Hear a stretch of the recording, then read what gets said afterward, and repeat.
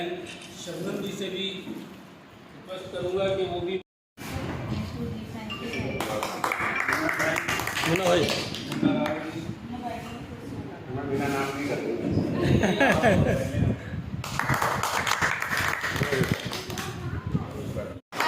अर्शी जी आ रही हैं। हाँ, अर्शी जी। जी का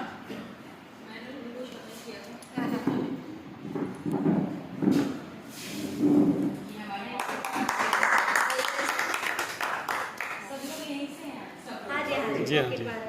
और ये अजय जलोटा जी हैं, ये हमारे संगठन से हैं, हरिजन मारवाड़ी से वो जाते भी हैं, वो हमारे संगठन से हैं। 9 साल से, तो अभी आप पार्षद भी हैं दरियागंज वार्ड से, और पार्षद बनने से पहले 9 साल तक आप दिल्ली महिला आयोग की मेंबर रही हैं, और वहाँ पर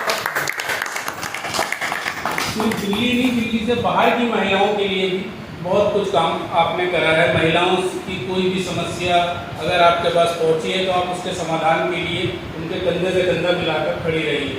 और उससे पहले भी जब आप महिला आयोग में नहीं थी तो अन्ना आंदोलन से पहले भी आपने यूपी में नेटौर एक जगह है, नगीना एक जगह है, वहाँ से चुनाव लड़े हैं, और वहाँ पर भी आपने बहुत सारे जो आंदोलन करे हैं, चाहे वो महिलाओं से रिलेटेड हो, चाहे दलित और अल्पसंख्यक से रिलेटेड हो, उन सारे आंदोलनों की वजह से आपको कई बार जेल भी जाना पड़ा है, मुकदमे भी आप पर लगे हैं, लेकिन आपने कभी भी जो एक अपना सेवा भाव है उससे पीछे नहीं हटी है और लोगों के हक के लिए हमेशा लड़ती रही है। तो मैं एक बार आप सबसे रिक्वेस्ट करूंगा कि आज हमारी बहन हमारे बीच में मौजूद है, तो जोरदार तालियों से एक बार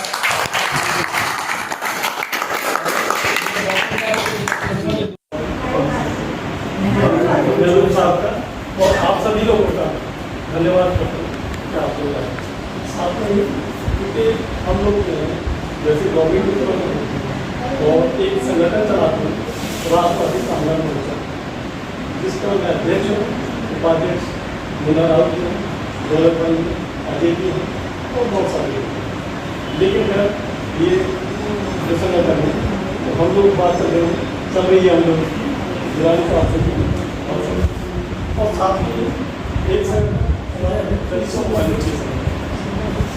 माइनॉरिटी, जब हम दलितों माइनॉरिटी की बात करते हैं तो हम लोग उन लोगों की बात करते हैं जो 80%, लेकिन उनकी भागीदारी 10% के लिए, तो उन भागीदारी को बढ़ाना, उन 80% लोगों को एजुकेशन, उन लोगों की माशी हालत, सामाजिक हालत, उनको बेहतर करना दलित और माइनॉरिटी और पार्टी की बिल्कुल थी। तो इसलिए मैं आप लोगों का धन्यवाद। साधना लोगों ने बहुत काम किया है पार्टी में, पिछले 10 सालों से ताल्लुक है, और बयान करने वाली बात नहीं कि कितना डेडिकेशन है इनका काम के प्रति, जिस जिम्मेदारी को भी उठाया है आज तक अंजाम तक पहुंचाया है, बिल्कुल डेडिकेशन होता है, उसके अलावा कुछ और सोचता ही नहीं। जैसे पागल और जुनून होता है ना, हम लोग सोचते किताबों में मिलता है, लेकिन आम आदमी में आकर हमको लगा आम आदमी पार्टी ज्वाइन करने के बाद, क्योंकि मैं भी स्टार्टिंग से जुड़ा हूँ आम आदमी पार्टी जब से बनी है तभी से, और शुरू से मैं इस बात का तो बोल के संगठन मंत्री, जब से पार्टी बनी है संगठन मंत्री अभी तक नहीं था। अभी मैंने लोगों से कहा कि अब जो चेंज भी हो गया काफ़ी कुछ, डिलिमिटेशन हुआ तो उसमें बहुत सारी चीज़ें बदल गई हैं, तो अभी मैं विधानसभा में आ रहा हूँ। लेकिन उनके सिस्टर के बारे में जितना बताएं हम कम है, काम करने का जो जज्बा होता है ना, जुनून होता है, वो हमने यहाँ देखा, और उम्मीद है कि जिस पोस्ट पर आज आई हैं इंशाल्लाह उसमें नाउमीदी नहीं मिलेगी, बल्कि महिलाओं को उत्थान के लिए जो कुछ भी हो सकेगा, जिस एंगल से भी काम हो सकेगा, वो इंशाल्लाह ये करेगी। कहीं पर भी कोई कोताही या कमी नहीं रहेगी, क्योंकि हमने देख लिया महिला आयोग में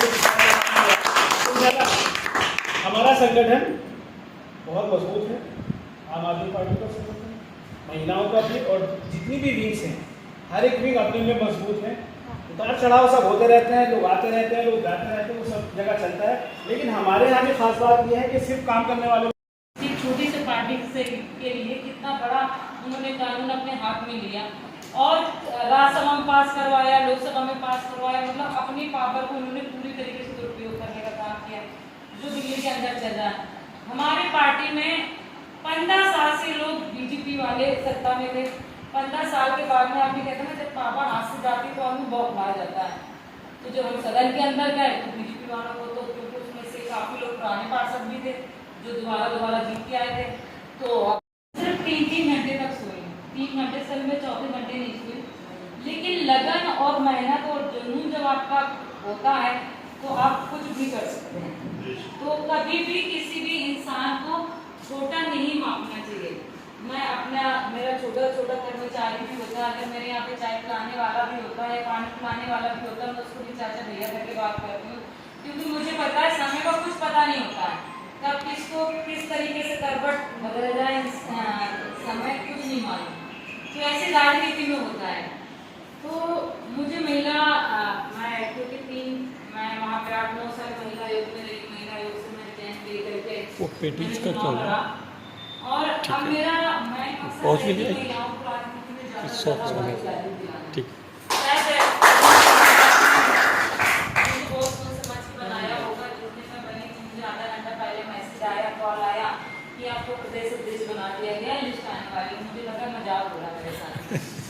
तो जब आधा घंटे के बाद लिस्ट आ गई, मैंने कहा मजाक मत करो, और मैं ऑलरेडी दूसरी तो कहने लगी नहीं आप देख लेना आधा घंटे बाद फिर मेरे पास में कॉल आता है कि अब तो विश्वास कर लो, आपका लिस्ट में नाम आ गया है, तो फिर चेक कर लो। तब मुझे विश्वास हुआ कि अच्छा मुझे प्रदेश अध्यक्ष बना दिया गया है। तो मेरे से एक बार डिस्कस नहीं किया, मेरे से एक बार बात भी नहीं की गई, और किसी को कानों कान तक भनक नहीं होने दी, और मुझे प्रदेश अध्यक्ष बना दिया। ये सब अरविंद केजरीवाल जी ने कुछ सोचा होगा, कुछ समझा होगा, तभी मुझे एकदम अचानक से इतनी बड़ी जिम्मेदारी दे दी। और मेरा कर्तव्य ये बनता है कि मैं अपने संगठन के लिए, अपने पार्टी के लिए बेहतर काम करूँ। और महिलाओं की भागीदारी होना बहुत जरूरी है, क्योंकि हम बात तो करते हैं राजनीति में कि महिलाएं आए, लेकिन जब खुद की महिला की बेटी की और बहन की बात होती है तो फिर हम बोलते नहीं जी हम उसको नहीं निकालेंगे, दूसरी महिला आ जाए लेकिन हमारे घर में महिला नहीं जाएगी। आदमी कहता है सुभाष चंद्र बोस पैदा हो, भगत सिंह पैदा हो, लेकिन मेरे घर में नहीं दूसरे घर में पैदा हो, ये सोच रखते हैं ना। हम पूरे टाइम गवर्नमेंट को गाली देते रहते हैं। एमसीडी में जब से आई तो मैं भी खूब गाली खाती हूँ, मतलब ऐसा नहीं है क्योंकि मैं पूरा टाइम काम में ही लगी रहती हूँ, लेकिन 2-4 लोग हर जगह पर होते हैं जो विरोधी लोग होते हैं। इतना सभी कूड़ा पड़ा होगा उसकी भी फोटो बना लेते, वीडियो डाल देते हैं, खुद कभी मैदान में नहीं आएंगे। सिर्फ सरकार की ही जिम्मेदारी नहीं बनती साफ सफाई कराना, जिम्मेदारी हमारी भी बनती है कि हम अपने एरिया को साफ रखें। आप एकदम बाहर फेंकते हो, कूड़ा फेंकते हो, गंदगी फेंकते हो, तो कहीं ना कहीं उसकी जिम्मेदार आप भी हैं। एमसीडी को पूरे टाइम गाली देती है। तो यही बात राजनीति की अगर हम बात करें तो हम अगर दूसरों के लिए कहते हैं फलाने की महिला फलाने की बेटी आ जाए, तो हम अपनी महिला और बेटी की बात क्यों नहीं करते हैं। हम जब तक अपने घरों की महिलाओं को, बेटियों को राजनीति में नहीं निकालेंगे। हम स्कूल में जाते हैं, हम बात करते हैं बच्चे क्या बनोगे आप, तो एक कहता है मैं डॉक्टर बनूंगी, एक कहती मैं इंजीनियर बनूंगी, एक कहती मैं IAS बनूंगी, एक कहती मैं टीचर बनूंगी। और जब मैं कहती हूँ राजनीति में नहीं जाना है आपको, कहती नहीं जी हमें राजनीति में नहीं जाना। हम बोलते क्यों नहीं जाना राजनीति में, कहती राजनीति ना बहुत गंदी चीज होती है। कैसी गंदी होती है राजनीति में ना, सारे लोग गंदे होते हैं, अच्छे लोग नहीं होते, ईमानदार नहीं होते हैं। तो मैं बोलती हूँ अच्छे लोग कहाँ पर होते हैं, मुझे सिंगल जगह बता दो जहाँ पर भ्रष्टाचार ना होता हो, सिंगल जगह बता दो जहाँ पर करप्शन ना होता हो, सिंगल जगह बता दो जहाँ महिलाओं का शोषण ना होता हो। हर जगह पर होता है, तो आप राजनीति को ही क्यों अच्छा गंदा बोलते हो। तो मैं उनको समझाती हूँ कि देखिए जब राजनीति में अच्छे लोग नहीं आएंगे, राजनीति में अच्छे लोग कदम नहीं रखेंगे, तब तक राजनीति ना गंदी ही रहेगी। अगर आप चाहते हो कि राजनीति में बेहतर हो, राजनीति अच्छी हो, अगर आप चाहते हो जैसे हमारा घर है, हमारा घर अगर गंदा है, अगर हम सफाई नहीं करेंगे तो कोई दूसरा थोड़ी कर जाएगा। ऐसे हम उसको गाली देते, लेकिन हमारा भी कर्तव्य बनता है कि हम अगर गंदी राजनीति है तो हमें इसको साफ कैसे करना चाहिए। मैं एक ऐसे घर से बिलोंग करती हूँ, यहाँ पे हम सुबह खा लेते तो शाम की ये वेट करते थे। मेरा सपना था मैं IPS बनूंगी, लेकिन मैं राजनीति में आ गई क्योंकि मुझे पता था मेरे माँ बाप मुझे पढ़ा नहीं सकते, इतने आगे नहीं बढ़ा सकते हैं। बड़े संघर्ष पर 13 साल की उम्र में मेरी सगाई हो गई थी। वहाँ से परिवार से, समाज से, रिश्तेदारों से, मोहल्ले पड़ोस, गाँव से, सबसे बगावत करके मैं यहाँ तक पहुँच गई। आज वही लोग मुझे जगह जगह बताते हैं कि मेरी बहन की बेटी, मेरी भाई की बेटी, वही रिश्तेदारी निकालते सबको बताते हैं जी हमारी बेटी, हमारी बेटी। मेरे आसपास 50 गांव दूर भी लोग कहते हैं कि सारिका हमारी मौसी की बेटी है, भले ना हो, लेकिन फिर भी वो रिश्ता बताते हैं अपना। तो ये होता है। तो इसीलिए मैं कहती हूँ राजनीति वो चाबी होती है जो हर ताले को खोलने का काम करती है। इसलिए राजनीति में महिलाओं की भागीदारी होना बहुत जरूरी है। पार्लियामेंट में अगर हम बात करें, देखिए हर आदमी कहता है कि राजनीति में महिला खतरनाक लोग हमारे सारे के सारे नए थे। तो हमारी 70 से 75 महिलाएं हमारी आम आदमी पार्टी की हैं। उसमें से हम 2-4 थोड़ा ज्यादा एक्टिव थे और कुछ महिलाएं हमारी जो बेचारी अभी मतलब नई नई राजनीति में आई थी, कुछ बहुत सारी पुरानी महिलाएं भी थी राजनीति में। लेकिन कई बार क्या होता है ना, जब आदमी मरता क्या न करता, तो जो हमारे ऊपर बीजेपी वाले बार बार अटैक कर रहे थे और हम बार बार मार खा रहे थे, बात के हम लोगों ने ऐसा रूप अपनाया और मैंने सारी महिलाओं को हमने बोला कि देखो, या तो आप इनके डंडे का जवाब, इनके झापड़ का जवाब डंडे से अपने झापड़ से दे दो तो ठीक है, अगर आपने इनको जवाब नहीं दिया तो समझ लो 5 साल तक आपको समझ में कुछ भी नहीं बैठने देंगे। सारी महिलाओं को एकत्र किया और सब महिलाओं को आगे किया। हमारी महिलाओं ने ऐसा जवाब दिया कि बीजेपी वाले भी दूर दूर से हाय हाय हाय हाय करते थे, पास में आने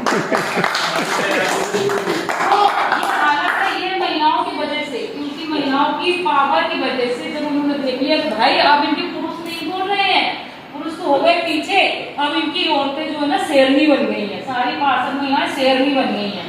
तो अब जो है थोड़ा सा वो उसमें आ गए, हमने उनको औकात में दिखा दिया कि तुम हारे हुए, तुम कम तादाद में, हमारी तादाद ज्यादा है, हमें कि हमारी महिलाओं को कोई भी घरेलू न समझे। अब ये पार्षद है, एक पार्षद जो है ना सबको मुंह जवाब दे सकती है। तो हमारी महिलाएं पार्षद इतनी तेज हो गई हैं कि कोई भी बीजेपी वाला बोलता है वो एक शब्द बोलता है, वो 50 शब्द पलटा के नहीं बात करती है मजाक से। तो ये होता है महिलाओं में परिवर्तन का हो। अगर आप उनको मौका नहीं देंगे, आप उनको नहीं आगे निकालोगे तो कैसे वो अपनी बात रखेंगे। अब देखिए जो महिलाएं निकल जीत के आई आज सदन के अंदर गई हैं, आज वो मुंहतोड़ जवाब देने लगी, जो कभी उम्मीद भी नहीं कर सकते थे कि ये महिला कभी ऐसा बोल सकती है। और वो महिला सदन में जब जाओगे तो इतने गजब का जवाब देती है सामने वाले को कि सामने वाले की बोलती बंद कर देती है। तो ये होता है परिवर्तन। तो इसलिए मैं कहती हूँ कि महिलाओं की भागीदारी बहुत ज्यादा होनी चाहिए। और मैं आप सब लोगों से कहना चाहूंगी कि लोकसभा का भी चुनाव आ रहा है और आप लोग पूरे दल बल के साथ में सब लोगों को, आम आदमी पार्टी को, हम परिवार को और बड़ा बनाना चाहते हैं। सारे लोगों को आप हमारे परिवार में शामिल करवाइए, आप हमारे परिवार का एक हिस्सा बनिए। और मैं आप, क्योंकि जैसे बात है आम आदमी पार्टी की प्रदेश अध्यक्ष महिला भी इनकी तो पॉलिटिकल बातें यहाँ पे ज़्यादा हो रही है, तो मैं आप सभी लोगों से ही गुजारिश करूँगी कि आप लोग सब लोग बढ़ चढ़ के हिस्सा लीजिए। और जो बेहतर महिलाएँ हैं, जो बेहतर महिलाएं काम कर रही है एरिया के अंदर, जो कुछ करना चाहती है, कुछ बनना चाहती हैं, आप ऐसे महिलाओं को लेके आइए। आप मुझे बताइए कि ये महिलाएं हैं, महिलाएं पार्टी में ज्वाइन करना चाहती हैं, आप इनको इस एरिया जुटेदारी देंगे तो उस एरिया को वो बेहतर बनाएंगे। हमारा मकसद यही है कि देखिए आदमी कहता है ना कि जो एक अगर जो माली होता है, अगर वो सिर्फ गुलाब के पेड़ों को फूल पर ध्यान देगा तो उसका मतलब माली गड़बड़ है। अगर माली बगीचे के हर तरह के फूलों को ध्यान देता है तो उस मतलब माली ईमानदार है और अच्छा है। तो आज हम खेती बाड़ी के लिए काम कर रहे हैं और मैं भी महिला बिल के लिए इसी तरीके से काम करने का काम करूँगी। सब लोग आम आदमी पार्टी से सहयोग करें और देखिए संगठन, हम लोग संगठन से बना करके हमें सामाजिक काम तो करना चाहिए और बड़े बड़े आवाज़ भी उठाना चाहिए, लेकिन सारी आवाज़ों का एक ही मेन मकसद है राजनीति। जब तक आप राजनीति में नहीं आएंगे, जब तक आप अपनी सत्ता में नहीं बैठेंगे, तब तक आप परिवर्तन नहीं कर सकते। अगर परिवर्तन करना है तो सत्ता में बैठना बहुत जरूरी है। ठीक है जी, धन्यवाद। धन्यवाद करती हूँ आप लोगों ने मुझे बुलाया, इन्वाइट किया और प्लीज 2 मिनट और प्लीज 2 मिनट से शबनमबाजी को बनाओ विधानसभा अध्यक्ष, हम सब सपोर्ट करेंगे। मैं चलूंगी।